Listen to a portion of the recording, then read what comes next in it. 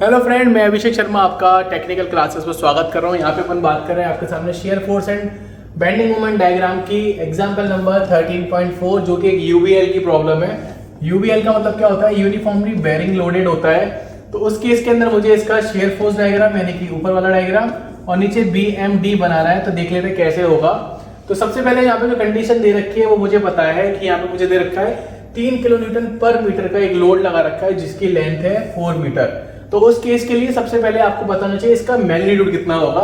तो मुझे पता है कि यूबीएल का जब भी अपन मैग्नीट्यूड निकालते हैं तो उस केस में अपन करते हैं कि ये ट्राइंगल की फॉर्म में है तो अपन ट्राइंगल के एरिया को कंसीडर करते हैं कि कितना एरिया है इसका। तो height into base divided by 2 कर देंगे तो ट्राइंगल का एरिया आ जाता है तो 1/2।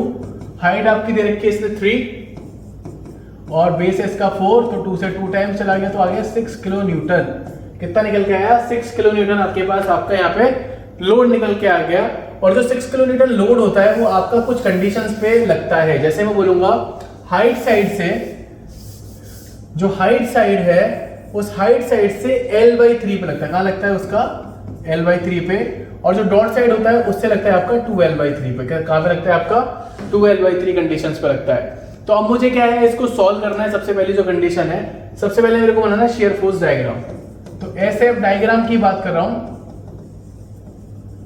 तो सबसे पहले मैं बात करूंगा कि जो मेरा शेयर फोर्स है वो एट पॉइंट B कितना होगा। तो मुझे पता है कि बेरिंग लोड है और इस जगह से इसका मैग्नीट्यूड यहां तक जाते जाते बढ़ रहा है।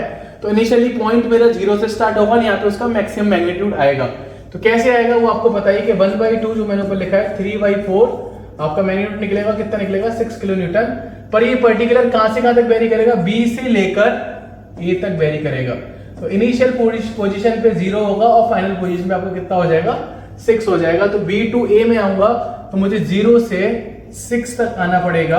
और जो आपका डिस्टेंस है, क्योंकि आपको पता है कि फोर्स के साथ आपका डिस्प्लेसमेंट डिस्टेंस का मल्टीप्लाई हो रहा है पर्टिकुलरली, तो उस केस के अंदर आपका क्या है कि पैराबोला बनेगा। तो दिस इज द पैराबोला। इसके बाद अपन आते हैं नीचे वाले केस में, जब उनको बेंडिंग मोमेंट डायग्राम बनाना है तो BM डायग्राम की बात करेंगे। तो BM डायग्राम की जब मैं बात करूंगा तो उस केस में आपको सबसे पहले निकालना है bending moment at point B।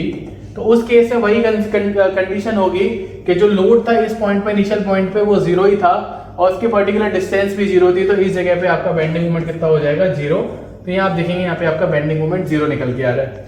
अब बात करते हैं bending moment at point A की।